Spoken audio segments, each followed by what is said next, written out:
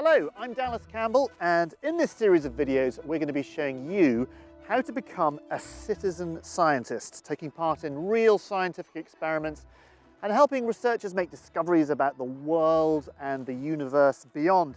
And today I'm going to show you how the science of litter picking can actually help you weed out contaminants when we're looking for precious data about gamma rays. And to help me, I'm going to talk to Professor Lucy Fortson in America.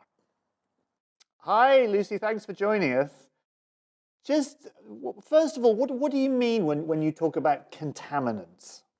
Cosmic rays, when they hit the top of the atmosphere, much like gamma rays, generate daughter particles. They go through the atmosphere, generating up to billions of separate particles in what we call an air shower. Okay. And in that process, they also create muons, and they can actually create these rings out of something called Cherenkov light. So the ring's a particle, the muon comes through, creating a ring. The ring gets picked up in our camera. Aha. So we call those, they're contaminating your camera. They are contaminating our camera. Well, their good purpose is we know exactly how much light should be in one of those rings. And so we can actually use them to calibrate our cameras. Okay, so let me ask you about the litter picking. So I'm outside picking up litter from the hedgerows. What has that got to do with contaminants and gamma rays? If you were to be out in a hedgerow, say, collecting or recycling plastic bottles, then if you were to be looking for these plastic bottles, but let's say there's a bunch of crisp packets nearby or something like that, you might get confused. You might not actually be able to tell the difference on first glance. For computers, which we would like to be able to process all the data, it can actually be quite difficult to tell the difference between one of the snippets or edges of a ring made by the muon versus one of the tracks made by the gamma ray. Well, we've got our citizen scientist, Alice, who is looking at some of these images now.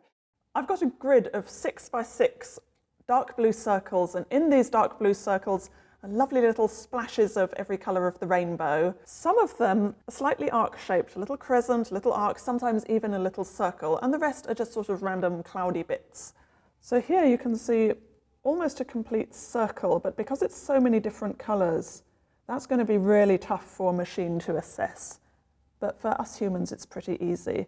The ones that are arcs or circles are muons, the heavy cousin of the electron. And it's fascinating to think of them flying across the universe and hitting our detectors, and then appearing on my screen as these lovely little arcs.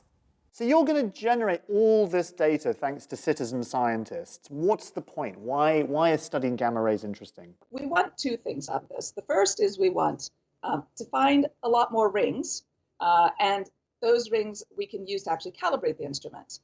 But preferably, we would really like to tell the difference between the little bits of ring that masquerade as gamma rays, so we can clean those out of the system, and we can get a much better set of gamma rays that point back to interesting astrophysical phenomena like supernova that are exploding, or the jets of material that are spewing out of active galaxies, that sort of thing. Stuff that we like to study. Got it.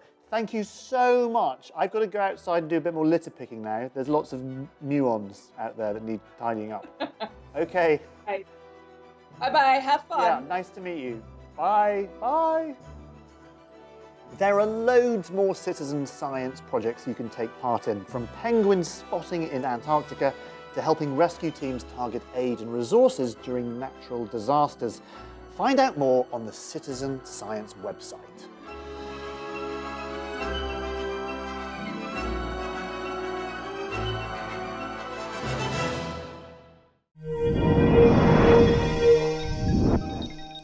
Get more from the Open University. Check out the links on screen now.